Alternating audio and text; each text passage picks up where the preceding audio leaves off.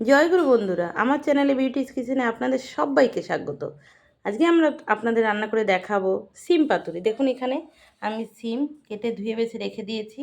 সিম পাতুরিতে আমি দেব উপকরণগুলো হচ্ছে কাঁচা লঙ্কা বাটা, পোস্ত বাটা, জিরে বাটা, সর্ষে বাটা। এগুলোকে আমি এখন শিলে একসঙ্গে বাটবো, তারপরে এটা দিয়ে আমি সিম পাতুরি করবো।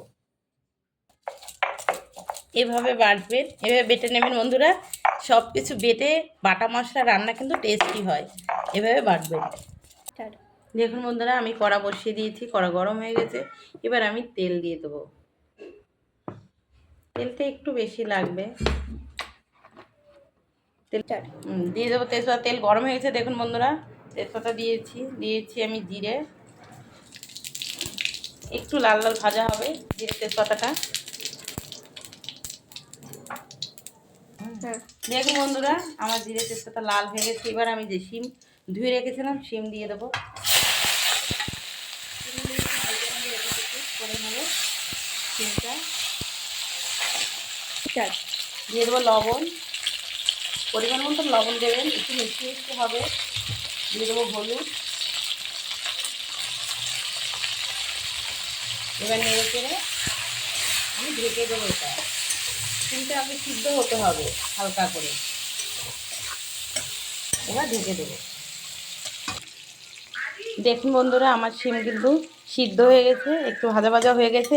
এবার আমি গুলে রেখেছি যে মশলাটা, ওটা আমি একটু জলে গুলেছি, ওটা আমি দিয়ে দেবো।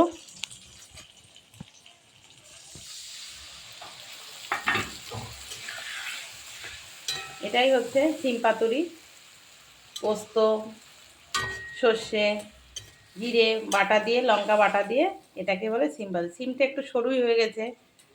সব থেকে কার্তিক সিম যেগুলো বলে, চওড়া সিমগুলোতে সুন্দর হয়। দেখুন আমি একটু চিনি দিয়ে দেবো। এটা কিন্তু একটু মিষ্টি মিষ্টি হবে, পাতুরিটা মিষ্টি হয় খেতে।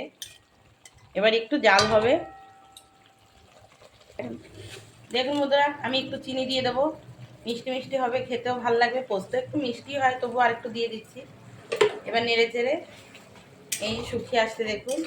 এটা কিন্তু গায়ে মাখা একদম করবো, নামিয়ে নেবো। এরপরে এভাবে একটু জাল হবে, আর একটু মশলাটা যেহেতু জাল না হলে কাঁচা গন্ধ আসবে সিম পাতুরি।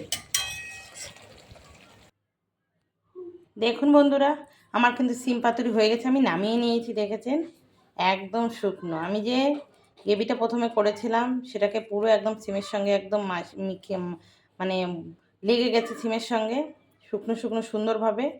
আর ওইদিকে নরমও আছে, খেতে কিন্তু ভীষণ ভালো লাগবে।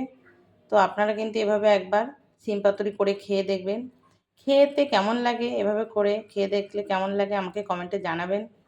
তো আমার এই রান্নাটা যদি আপনাদের ভালো লেগে থাকে তাহলে please please please like share comment করতে কিন্তু ভুলবেন না, আর সাবস্ক্রাইবটা করে দেবেন। জয় গুরু।